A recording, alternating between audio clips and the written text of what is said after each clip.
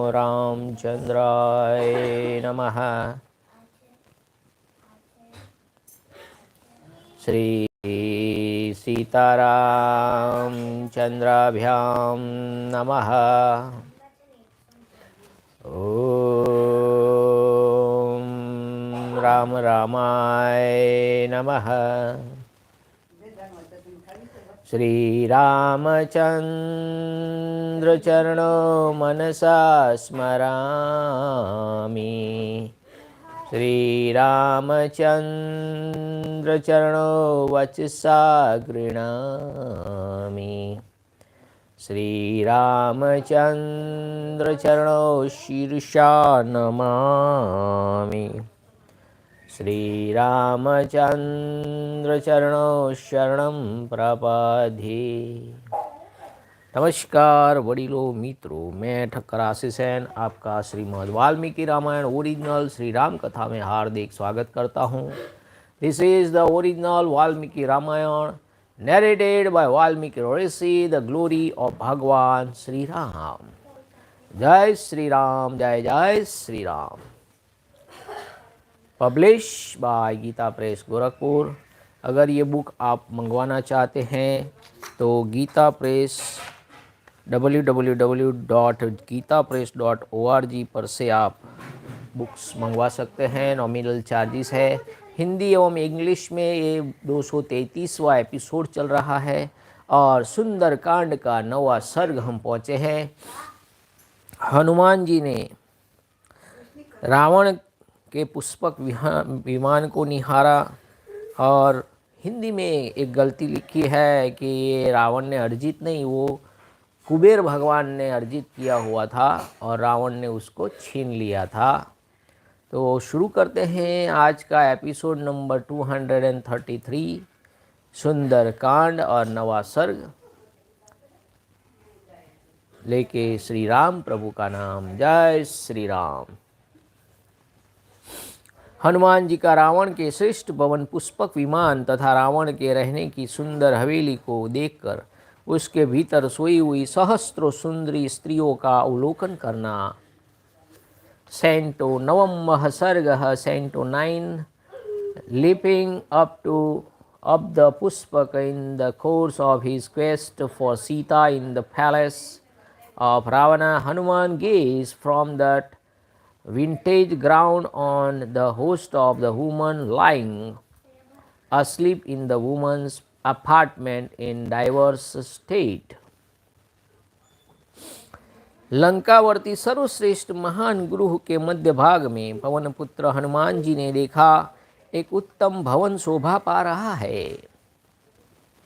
वह बहुत ही निर्मल एवं विस्तृत था और उसकी लंबाई 1 योजन की थी और चौड़ाई आधे योजन की थी। राक्षस राज रावण का वह विशाल भवन बहुत ही अट्टालिकाओं से व्याप्त था।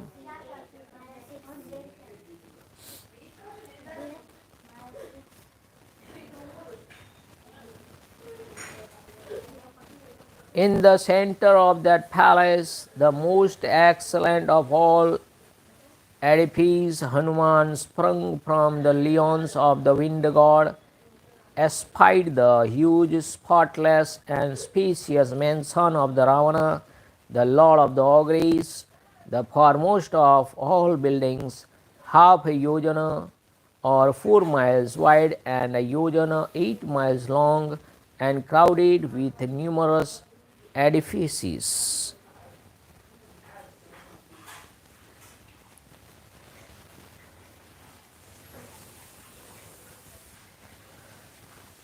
विशाल लोचना विदेह नंदनी सीता की खोज करते हुए शत्रुसूदन हनुमान जी उस भवन में सब और चक्कर लगाते फिरे। Looking about for the large eyed Sita ji, a princess of the Videha territory, Hanuman, the slayer of the foes, ranged all over that palace.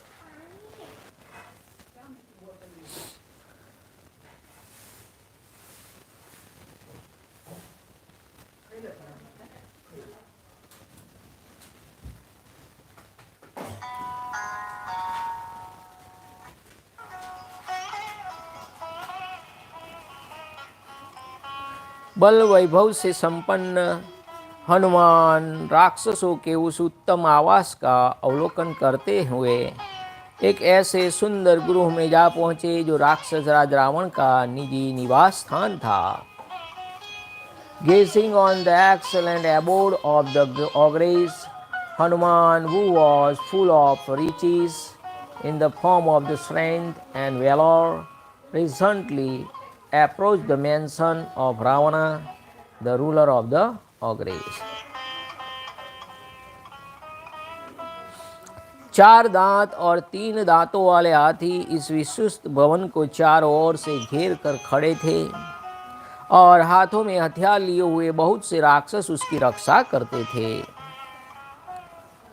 The commodious edifice was surrounded by elephants with 4, 2, and 3 tugs respectively, and was being guarded by ogres with uplifted weapons. Ravana का वह महल उसकी राक्षस जातीय पत्नियों तथा पराक्रम पूर्वक हर लाई हुई राजकन्याओं से भरा हुआ था। The mansion was thronged with ogres who were wives of Ravana, as well as the princes who had been brought away by him after showing valor. इस प्रकार नर और नारियों से भरा हुआ वह कोलाहलपूर्ण भवन नाके और मगरों से व्याप्त, तिमिंगलों और मत्स्यों से पूर्ण, वायुवेग से विक्षुब्ध तथा सर्पों से आवृत महासागर के समान प्रतीत होता था।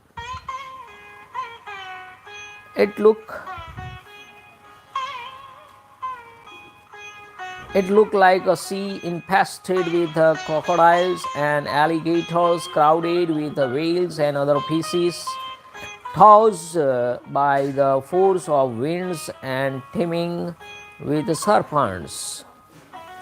जो लक्ष्मी, कुबेर, चंद्रमा और इंद्र के यहाँ निवास करती है, वे ही और भी सुरम्य रूप से रावण के घर में नित्य ही निश्चल होकर रहती थी। The lovely splendor that hung about Kuber, son of the sage Visrasva, the moon, and Indra, who was a greenish mount, ever existed in the abode of Ravana and never departed from it. जो समृद्ध महाराज कुबेर, यम और वरुण के यहाँ दृष्टिगोचर होती है, वही अथवा उससे भी बढ़कर राक्षसों के घरों में देखी जाती थी। In the dwelling of the ogres in Lanka was found the same prosperity, or even greater than that which reigned in the residence of King Kuber, the ruler of the Yaksha and other demigods, Yama, the god of the retribution, and Varuna, the god of the water. उस 1 योजन लंबे और आधे योजन चौड़े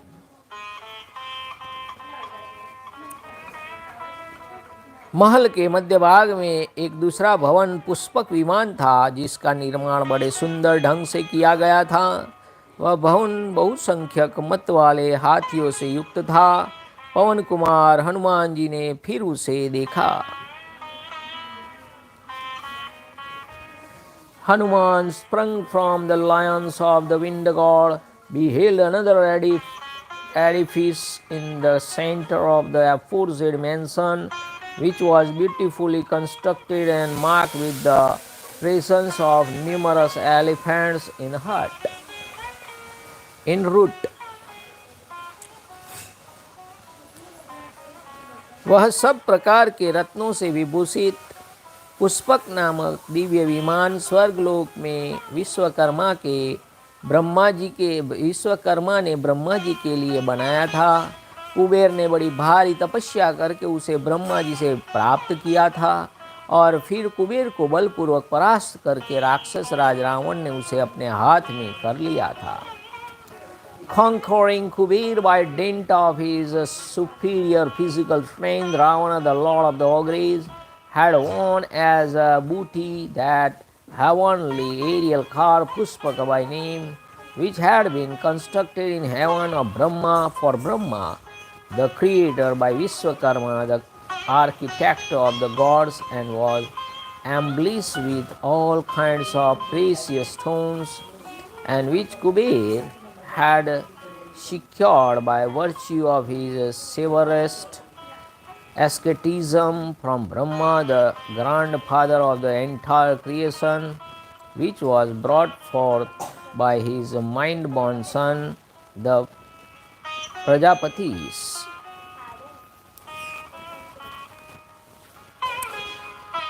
उसमें भेड़ियों की मूर्तियों से युक्त सोने चांदी के सुंदर खंभे बनाए गए थे, जिनके कारण वह भवन बहुत अद्भुत कांति से उद्दीप्त सा हो रहा था। उसमें सुमेरु और मंद्राचल के समान ऊंचे अनेक अनेक गुप्त गृह और मंगल भवन बने थे, जो अपनी ऊंचाई से आकाश में रेखा सी खींचते हुए जान पड़ते थे। उनके द्वारा वह विमान सब ओर से सुशोभित होता था। उसका प्रकाश अग्नि और सूर्य के समान था। विश्वकर्मा ने बड़ी कारीगरी से उसका निर्माण किया था। उसमें सोने की सीढ़ियाँ और अत्यंत मनोहर उत्तम वेदियाँ बनाई गई थी। सोने और स्फटिक के झरोखे और खिड़कियाँ लगाई गई थी। इंद्रनील और महानील मणियों की श्रेष्ठतम वेदियाँ रची गई थी। उसकी फर्श विचित्र मूंगे, बहुमूल्य मणियों तथा अनुपम गोल गोल मोतियों से जड़ी हुई थी, जिससे उस विमान की बड़ी शोभा हो रही थी। सुवर्ण के समान लाल रंग के सुगंध युक्त चंदन से संयुक्त होने के कारण वह बाल सूर्य के समान जान पड़ता था। महाकपि हनुमान जी उस दिव्य पुष्पक विमान पर चढ़ गए, जो नाना प्रकार के सुंदर कूटागारों अट्टालिकाओं से अलंकृत था। वहाँ बैठकर वे सब और फैली हुई नाना प्रकार के पेय, भक्ष्य और अन्न की दिव्य गंध सूंघने लगे। वह गंध मूर्तिमान भवन सी प्रतीत होती थी, जैसे कोई बंधु बांधव अपने उत्तम बंधु को अपने पास बुलाता है।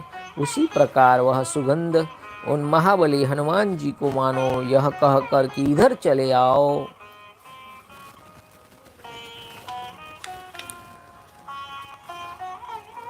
जहाँ रावण था वहाँ बुला रही थी। तदंतर हनुमान जी उस ओर प्रशिष्ट हुए। आगे बढ़ने पर उन्होंने एक बहुत बड़ी हवेली देखी, जो बहुत ही सुंदर और सुखद थी। वह हवेली रावण को बहुत ही प्रिय थी, ठीक वैसे ही जैसे पति को कांतिमय सुंदर पत्नी अधिक प्रिय होती है। उसमें मणियों की सीढ़ियाँ बनी थी और सोने की खिड़कियाँ उसकी शोभा बढ़ाती थी। उसकी फर्श स्फटिक मणि से बनाई गई थी, जहाँ बीच बीच में हाथी के दांत के द्वारा विभिन्न प्रकार की आकृतियाँ बनी हुई थी। मोती, हीरे, मूंगे, चांदी और सोने के द्वारा भी उसमें अनेक प्रकार के आकार अंकित किए गए थे। मणियों के बने हुए बहुत से खंभे, जो समान सीधे, बहुत ही ऊंचे और सब ओर से विभूषित थे, आभूषणों की भांति उस हवेली की शोभा बढ़ा रहे थे। अपने अत्यंत ऊंचे स्तंभ रूपी पंखों से मानो वह आकाश को उड़ती हुई सी जान पड़ती थी। उसके भीतर पृथ्वी के वन पर्यंत आदि चिन्हों से अंकित एक बहुत बड़ा कालीन बिछा हुआ था। राष्ट्र और गृह आदि के चित्रों से सुशोभित वह शाला पृथ्वी के समान विस्तीर्ण जान पड़ती थी। वहाँ मतवाले विहंगमों के कलरव गुंजते थे और वहाँ तथा वह दिव्य सुगंध से सुवासित थी। उस हवेली में बहुमूल्य बिछौने बिछे हुए थे तथा स्वयं राक्षस राज रावण उसमें निवास करता था। वह अंगूर नामक धूप के धुएं से धूमिल दिखाई देती थी, किंतु वास्तव में हंस के समान श्वेत एवं निर्मल थी। पत्र पुष्प के उपहार से वह शाला चितकबरी सी जान पड़ती थी, अथवा वशिष्ठ मुनि की सबला गौ की भांति संपूर्ण कामनाओं की देने वाली थी। उसकी कांति बड़ी सुंदर थी। वह मन को आनंद देने वाली तथा शोभा को भी सुशोभित करने वाली थी। वह दिव्यशाला शोक का नाश करने वाली तथा संपत्ति की जननी सी जान पड़ती थी। हनुमान जी ने उसे देखा। उस रावण पालित शाला ने उस समय माता की भांति शब्द, स्पर्श आदि 5 विषयों से हनुमान जी की श्रोत्र आदि 5 इंद्रियों को तृप्त कर दिया था। उसे देखकर हनुमान जी यह तर्क वितर्क करने लगे कि संभव है कि यही स्वर्गलोक या देवलोक हो, यह इंद्र की पुरी भी हो सकती है, अथवा यह परम सिद्ध ब्रह्मलोक की प्राप्ति है। Hanuman, the mighty monkey, leapt up the heavenly aerial car Puspaka, which was supported by well-fashioned pillar of gold and silver, embellished with the image of valves, and which was ablaze, as it were, with splendor, which was graced on all sides with secret cells and pleasure houses, resembling Meru and Mahindra mountains, brilliant as a fire and the sun, and scraping the heavens as it were, which had been constructed well by Vishwakarma, the architect of gods, had stairways of gold and charming an excellent platform, radiant with sapphire and emeralds, was provided with lattice windows of gold as well as of crystal, was embellished on all sides with floors inlaid with lovely coral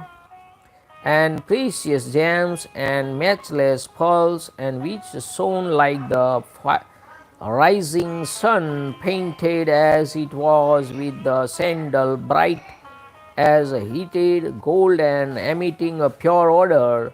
Standing there, he smelt red heavenly odor coming from drinks and foods, including cooked rice, and diffused on all sides, odor which impinged on him as through it were solid air.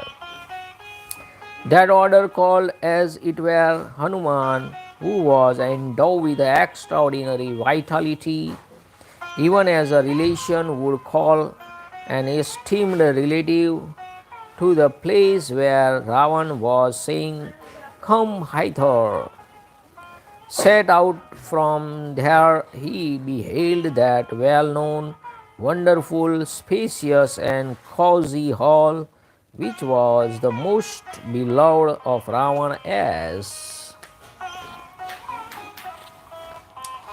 a loved ballet had stairways of gems constructed with extra care, and was adorned with the lattice windows of gold, whose floor were covered with slabs of crystal inlaid with the figure of ivory, pearls, diamonds, and corals, as well as of silver and gold, which was embellished with a pillar of gems, uniform, straight, and very tall and highly ornamented, as well as with numerous other pillars, which supported, as it was, on very lofty pillar, looking like so many wings, had duly set out, as it were, on its flight to heaven, whose floor was covered with a large carpet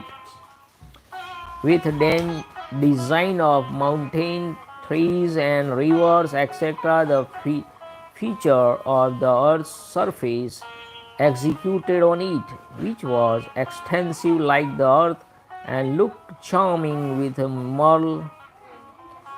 moral representations of various countries and dwellings, which was rendered noisy by birds in heat, and ever remained scented with celestial odor, which was hung with excellent tapestries, tapestries and was inhabited by Ravana, the Caesarean ruler of the Ogres, which remained smoky with fumes of incense made of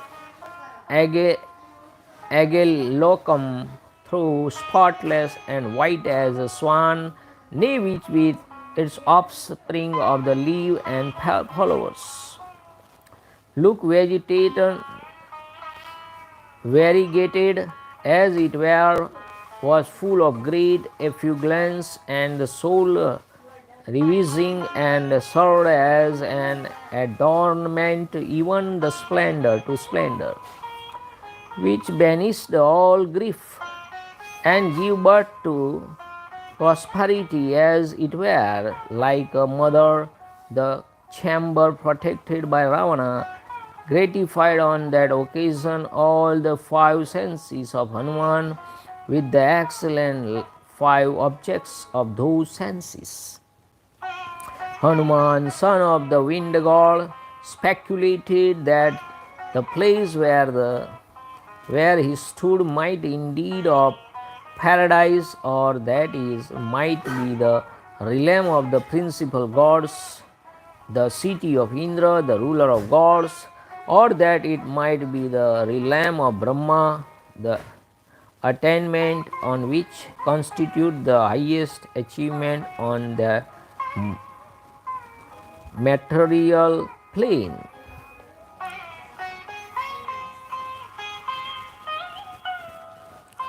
Hanuman ji ने उस शाला में सुवर्णमय दीपकों को एक तार जलते देखा, मानो वे ध्यान मग्न हो रहे हो। ठीक उसी तरह जैसे कि बड़े जुआरी से जुए में हारे हुए छोटे जुआरी धन नाश की चिंता के कारण ध्यान में डूबे हुए से दिखाई देते हैं। कितनी बढ़िया उपमा दी है। दिए की उपमा कैसी दी है? हारे हुए जुआरी जैसी। Hanuman found the light burning steadily inside a lamp of gold, mounted on the lamp post also of gold, and bedimmed, as it were, by the splendor of Ravana in that chamber, as though they were in deep contemplation, like gamblers roasted in gambling by expert gamblers. दीपक के प्रकाश, रावण के तेज और आभूषणों की कांति से वह सारी हवेली जलती हुई सी जान पड़ती थी। He thought that the chamber was ablaze with the brilliance of the lights and the glory of Ravana, as also with the splendor of the five ornaments of the ornaments. तदंतर हनुमान जी ने कालीन पर बैठी हुई सहस्त्रों सुंदरी स्त्रियां देखी, जो रंग बिरंगे वस्त्र और पुष्पमाला धारण किए अनेक प्रकार की वेशभूषाओं से विभूषित थी। आधी रात बीत जाने पर वे क्रीड़ा से उपरत हो, मधुपान के मद और निंद्रा के वशीभूत हो, उस समय गाढ़ी नींद में सो गई थी। Next he found lying on the carpet at that moment thousands of belles wearing clothes and garlands of diverse hue, and clad in various attires, nay, fallen dead asleep at night under the influence of drink and slumber, having retired after sport, half of the night having already passed. उन सोई हुई सहस्त्रों नारियों के कटी भाग में अब करधनी की खनखनाहट का शब्द नहीं हो रहा था। हंसों के कलरव तथा भ्रमरों के गुंजारों से रहित विशाल कमलवन के समान उन सुप्त सुंदरियों का समुदाय बड़ी शोभा पा रहा था। Fast asleep and adorned with jewels such as girdle and anklets, which did not make their peculiar tinkling sound that Devi shone brightly like a large bed of lotuses, with the swans and bees sitting calm and quiet without any noise. पवन कुमार हनुमान जी ने सुंदर युवतियों के मुख देखे जिनसे कमलों की सी सुगंध फैल रही थी। उनके दांत ढके हुए थे और आंखें मुंद गई थी। Hanuman, son of the wind god, saw the faces of those valleys with their teeth concealed by their sealed lips and their eyes closed and emitting a fragrance akin to that of a lotus. रात्रि के अंत में खिले हुए कमलों के समान उन सुंदरियों के जो मिखारविंद हर्ष से उत्फुल्ल दिखाई देते थे, वे ही फिर रात आने पर सो जाने के कारण मुंदे हुए दल वाले कमलों के समान शोभा पा रहे थे। Assuming the shape of full-blown lotuses at the close of night, their faces again looked at that time like a lotus with their petals closed at night. उन्हें देखकर श्रीमान महाकवि हनुमान यह संभावना करने लगे कि मत वाले भ्रमर प्रफुल्ल कमलों के समान उन मुखारविंदों की प्राप्ति के लिए नित्य ही बारंबार प्रार्थना करते होंगे, उन पर सदा स्थान पाने के लिए तरसते होंगे, क्योंकि वे गुणों की दृष्टि से उन मुखारविंदों को पानी से उत्पन्न होने वाले कमलों के समान ही समझते थे। By recourse of reason, the glorious and the mighty Hanuman presumed that the darkened bees must be repeatedly invoking the hospitality of those lotus-like faces, and they do in the case of expanded lotus, for he regarded the former akin to lotus lit forward sprung from water. Ravan की वह हवेली उन स्त्रियों से प्रकाशित होकर वैसे ही शोभा पा रही थी जैसे शरत काल में निर्मल आकाश ताराओं से प्रकाशित एवं सुशोभित होता है। Radiated by those women, that chamber of Ravana shone like the cloudless sky, spangled on all sides with stars in autumn. उन स्त्रियों से गिरा हुआ राक्षस राज रावण ताराओं से गिरे हुए कांतिमान नक्षत्रपति चंद्रमा के समान शोभा पा रहा था। And surrounded by them, Ravana, the Caesarian lord of the Ogres, actually shone like the glorious moon, lit the lord of the stars, encircled by stars.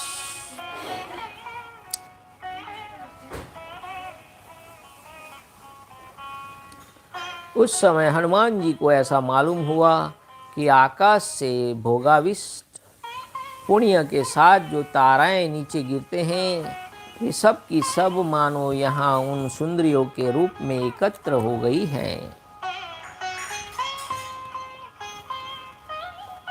Hanuman thought at the time that all those meteors that all fell from the heavens, wrapped up in the residue of their exhausted stock of merit, had been reunited there.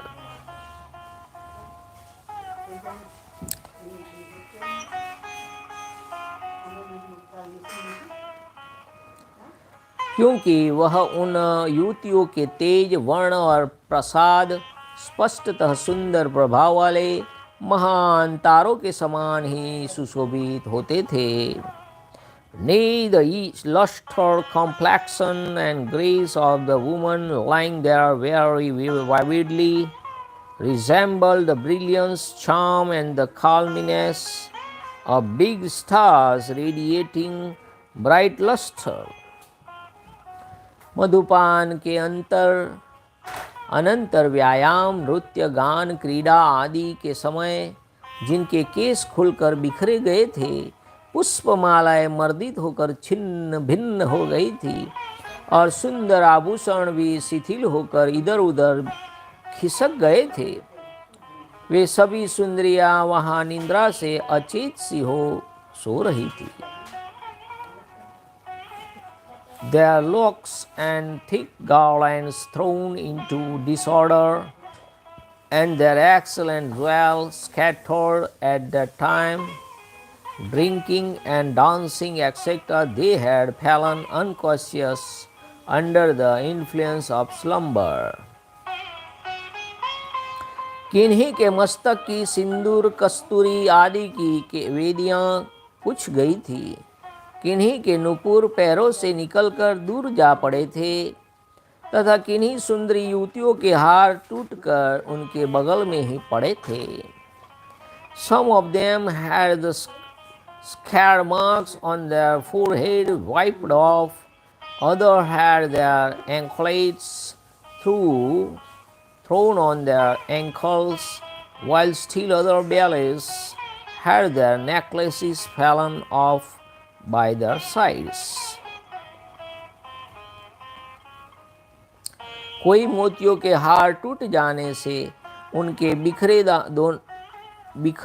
दानों से आवृत थी, किन्हीं के वस्त्र खिसक गए थे और किन्हीं की करधनी की लड़ें टूट गई थी। वे युवतियां बोझ ढोकर थकी हुई अश्व जाति की नई बछड़ियों के समान जान पड़ती थी। Some lay covered by their broken necklaces, while others had their remnants slipped off, while yet others who had the string of their girdles snapped lay like a young mares which had been made to carry loads and fallen asleep under a spell of exertion. किन्हीं के कानों में कुंडल गिरे थे, किन्हीं की पुष्पमालाएं मसली जाकर छिन्न भिन्न हो गई थी। इससे वे महान वन में गजराज द्वारा मली गई पृथ्वी लताओं के समान प्रतीत होती थी।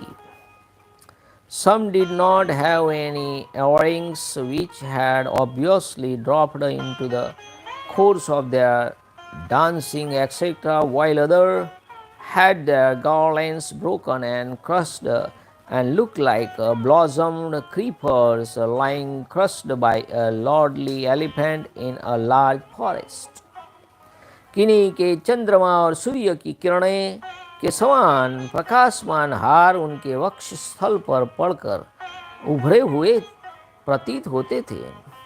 वे उन युवतियों के स्तन मंडल पर ऐसे जान पड़ते थे मानो वहाँ हंस सो रहे हो। Again the pearl necklace of some woman which had come out shone like the rays of the moon, and the sun appeared like the swan lying asleep in the space between their breasts. दूसरी स्त्रियों के स्तनों पर नीलम के हार पड़े थे जो कादम्ब जलकाक नामक पक्षी के समान शोभा पाते थे, तथा अन्य स्त्रियों के उरोजों पर जो सोने के हार थे वे चक्रवाक पुरखाओं नामक पक्षियों के समान जान पड़ते थे। Necklace of the cat eye gems on the breast of some ladies looked like kadamba birds, a species of geese with dark grey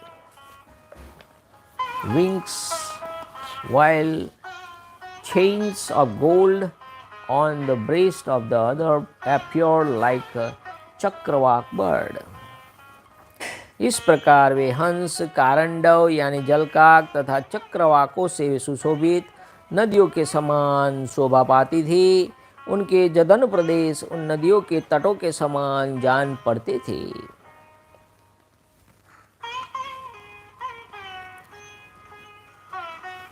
With their thighs of banks, they look like a river characterized by swans and ducks and graced by chakravaks.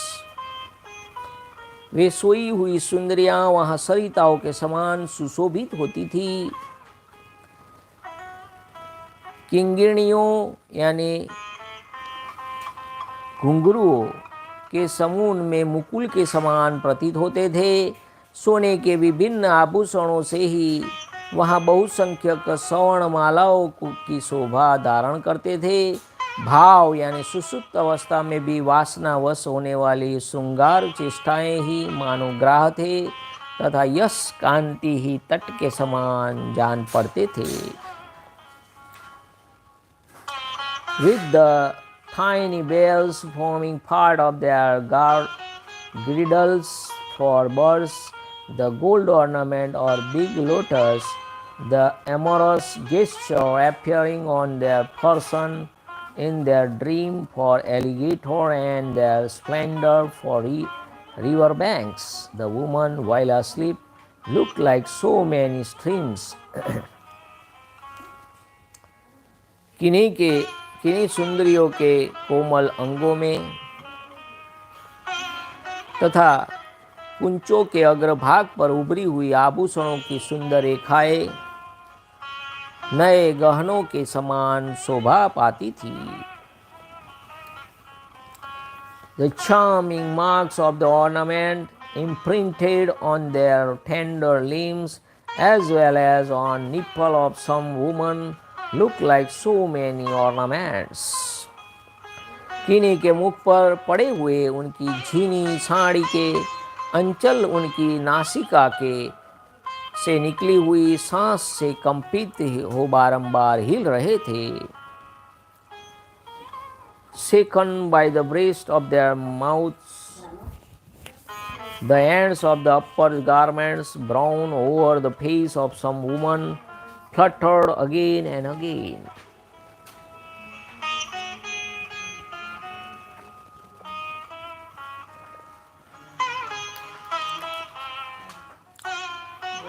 नाना प्रकार के सुंदर रूप रंग वाली उन रावण पत्नियों के मुखों पर हिलते हुए अंचल सुंदर कांति वाली फहराती हुई पताकाओं के समान शोभा पाते थे। Those pieces of clothes drawn over the lower part of the face of Ravana's consorts of diverse lovely complexion waved like strings of agreeable splendors.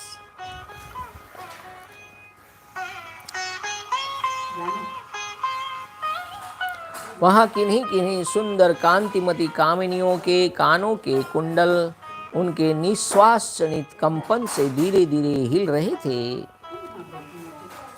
The earring of some woman of charming splendor gently vibrated due to the movement of the breathing escaping from their nostrils mouths.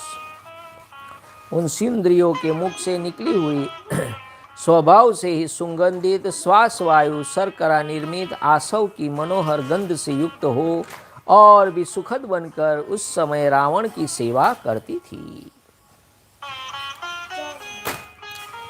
Emitting the odor of the spirituous liquor extracted from sugar, the well-known breath escaping from their mouth, which was naturally fragrant and delightful, was refreshing Ravana at that time. Ravan की कितनी ही तरुणी पत्नियां रावण की ही मुख समझकर बारंबार अपनी सौतों के ही मुखों को सूंघ रही थी। They some consort of Ravana smelled again and again the mouth of other co-wives, suspecting them to be Ravana's mouth due to influation caused by intoxication and sleep.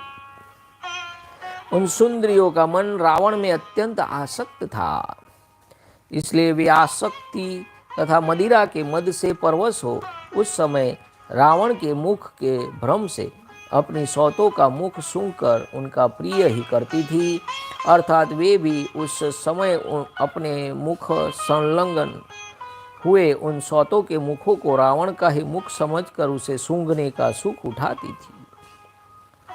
No longer master of themselves, their mind being excessively attached to Ravana, the aforesaid balance thereby brought delight only at that time to other co-wives who too in their turn smelled the mouth of other co-wives, mistaking them to be Ravanas.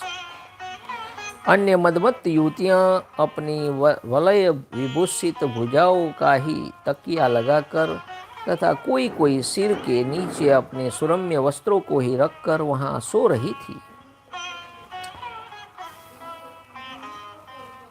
Some young women lay there placing their arms down with the bracelets under their heads by way of a pillow, while others did so placing their lovely garments under their head.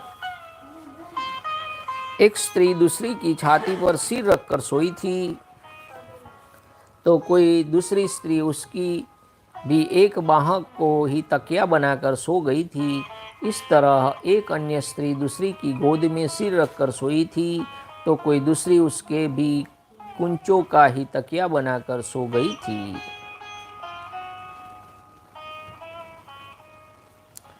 A certain woman lay with their head resting and another bosom, while another lay using their latter arm as a pillow, yet another for her part lay converting the lip of another into a pillow, while a third lay turning their latter's breast into a pillow. इस तरह रावण विषयक स्नेह और मदिरा जनित मद के वशीभूत हुई वे सुंदरियां एक दूसरे के उरु, पार्श्वभाग, कटी प्रदेश तथा पृष्ठभाग का सहारा ले आपस में अंगों से अंग मिलाए हुए वहां बेसुध पड़ी थी। Yielding to the influence of intoxication and love, they rested their heads on the thighs, sides, waist and backs of one another, their limbs placed on one another's limbs. वे सुंदर कटी प्रदेश वाली समस्त युवतियाँ एक दूसरी के अंग स्पर्श को प्रियतम का स्पर्श मानकर उससे ही मन आनंद का अनुभव करती हुई परस्पर बाह से बाह मिलाए सो रही थी। Feeling delighted with the touch of one another's limbs, their arms intertwined, all the women who were distinguished by their slender waist were lying asleep there. Janu એને કેમ સુવાડે?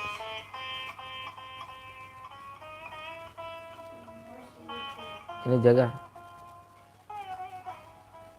एक दूसरी के बाहु रूप से सूत्र में गूंथी हुई काले काले केसों वाली स्त्रियों की वह माला सूत में पिरोए हुए मत वाले भ्रमरों से युक्त पुष्पमाला की भांति शोभा पा रही थी। Turning on the arms of one another, intertwined as one string, drunken black bees in heat, resting over in the form of hair and nipple, the aforesaid garland of women looked really charming, like a wreath of flowers strung on a thread. Madhav मास यानी कि वसंत को माधव मास बोलते हैं, में मलया नील के seven से जैसे खिली हुई लताओं का वन कंपित होता रहता है, उसी प्रकार रावण की स्त्रियां वह समुदाय निश्वास वायु के चलने से, अंचलों के हिलने से कारण कंपित होता सा जान पड़ता था। जैसे लताएं परस्पर मिलकर माला की भांति आबद्ध हो जाती हैं, उनकी सुंदर शाखाएं परस्पर लिपट जाती हैं और इसलिए उनके पुष्प समूह भी आपस में मिले हुए से प्रतीत होते हैं तथा उन पर बैठे हुए भ्रमर भी परस्पर मिल जाते हैं। उसी प्रकार वे सुंदरियां एक दूसरे से मिलकर माला की भांति गूंथ गई थी। उनकी भुजाएं और कंधे परस्पर सटे हुए थे, उनकी वेणी में गूंथे हुए फूल भी आपस में मिल गए थे तथा उन सब के केश कलाप भी एक दूसरे से जुड़ गए थे। Shaken by the breast breathes from their mouths in the shape of their covering. That gathering of the consort of Ravana strung together in the form of a garland with their bunches of flowers joined with one another. They are brought in the form of splendor interlocked, and the black bees in the form of the hair promiscuously mixed look like a cluster of creepers blossom in the vernal mouth of Vaisakha, corresponding to April due to the carriers of the southern breeze. यद्यपि उन युवतियों के वस्त्र, अंग और आभूषण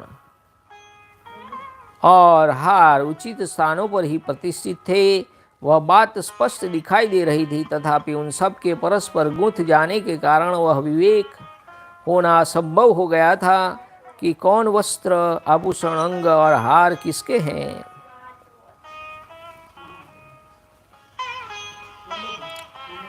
It was not possible to distinguish that moment the jewel, the limbs, the remnant, and the garland of those women lying intertwined as they were, even though the jewels, etc., were vividly figured in their customary places. Ravan के सुखपूर्वक सो जाने पर वहाँ जलते हुए सुवर्णमय प्रदीप उन अनेक प्रकार की कांति वाली कामिनियों को मानो एक टक दृष्टि से देख रहे हैं। While the Ravana lay comfortably asleep, the deities presiding over the light burning on lamp post of gold gazed with winking eyes, as it were, on those women of varying splendor whom they dared not look at for fear of Ravana so long as he was awake. राजर्षियों, ब्रह्मर्षियों, दैत्यों, गंधर्वों तथा राक्षसों की कन्याएं काम के वशीभूत होकर रावण की पत्नियां बन गई थी। Fallen prey to the lust, unmarried daughter of royal sages, brahmanas, and demons, as well as the Gandharva, celestial musician, and ogres, had chosen to become his wives. उन सब स्त्रियों का रावण ने युद्ध की इच्छा से अपहरण किया था और कुछ मदमत रमणियां कामदेव से मोहित होकर स्वयं ही उसकी सेवा में उपस्थित हो गई थी। Many other women had been become away by him because he was fond of war, since he thought that their relatives would offer resistance, while yet others who were drunk with passion had come of their own accord, infatuated as they were through love. वहाँ ऐसी कोई स्त्रियां नहीं थी जिन्हें बल पराक्रम से संपन्न होने पर भी रावण उनकी इच्छा के विरुद्ध बलात् हर लाया हो।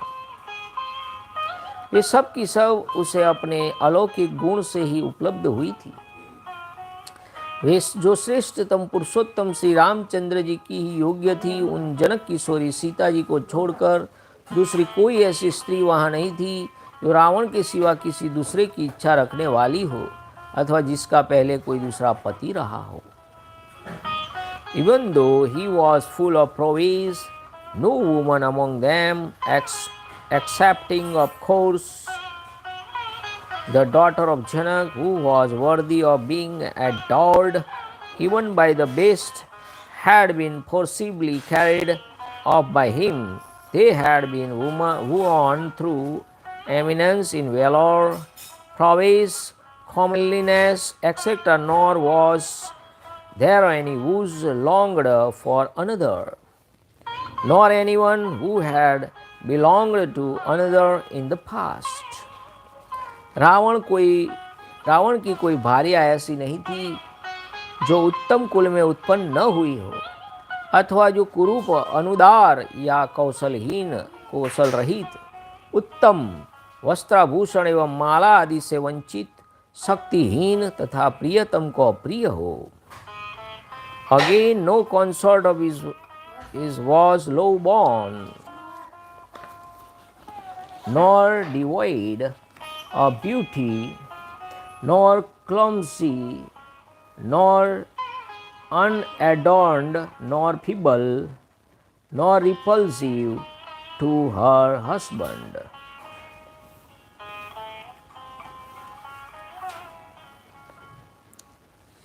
उस समय श्रेष्ठ बुद्धि वाले वानरराज हनुमान जी के मन में यह विचार उत्पन्न हुआ कि यह महान राक्षस राज रावण की भार्याएं जिस तरह अपने पति के साथ रहकर सुखी हैं, उसी प्रकार यदि श्री रघुनाथ जी की धर्मपत्नी सीता जी भी उन्हीं के भांति अपने पति के साथ रहकर सुख का अनुभव करती, अर्थात यदि रावण शीघ्र ही उन्हें श्री रामचंद्र जी की सेवा में समर्पित कर देता तो यह इसके लिए परम मंगलकारी होता। फिर उन्होंने सोचा, निश्चय ही सीता गुणों की दृष्टि में इन सब की अपेक्षा बहुत ही बढ़ चढ़कर हैं। इस महाबली लंकापति ने मायामय रूप धारण करके सीता को धोखा देकर इनके प्रति यह अपहरण रूप महान कष्टप्रद नीच कर्म किया है।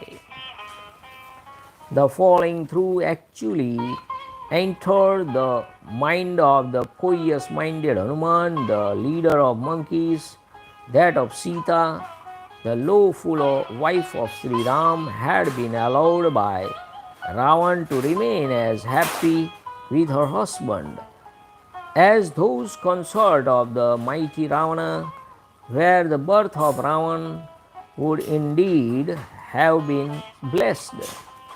Nay, Hanuman thought a second time that surely Sita was superior to all this in point of excellence, that having assumed a deceptive form, this mighty ruler of Lanka perpetrated a painful and ignoble deed in the shape of her abdication with reference to her. इस प्रकार श्री वाल्मीकि निर्मित आर्ष रामायण आदि काव्य के सुंदर कांड में 9वां सर्ग पूरा हुआ। इत्यार्षे श्रीमद् रामायणे वाल्मीकि आदि काव्ये सुंदर कांडे 9th सर्गः। Thus ends Canto 9 in the Sundarakānda of the glorious Ramayana of Valmiki, the work of a rishi and the oldest epic. जय श्री राम। नमः पार्वती पतये, हर हर महादेव हर। ओम नमो रामचंद्राय नमः। श्री सीतारामचंद्राभ्यां नमः। ओम राम रामाय नमः। हरे राम राम राम हरे हरे, हरे कृष्णा कृष्णा कृष्णा हरे हरे, हरे राम राम राम हरे हरे, हरे कृष्णा कृष्णा कृष्णा हरे हरे। सिया राम जय जय राम, सिया राम जय जय सिया राम। रघुपति राघव राजा राम, पतित पावन सीताराम। श्री राम जय जय राम, श्री राम जय जय राम, श्री राम जय जय राम, श्री राम जय जय राम, श्री राम जय जय राम, श्री राम जय जय राम, श्री राम जय जय राम, श्री राम जय जय राम। जय श्री राम, जय Shri Ram. Thanks for watching. Like, share and subscribe. Support this channel. Spread this channel. Thank you. Jai Sri Ram. Jai Maharaj.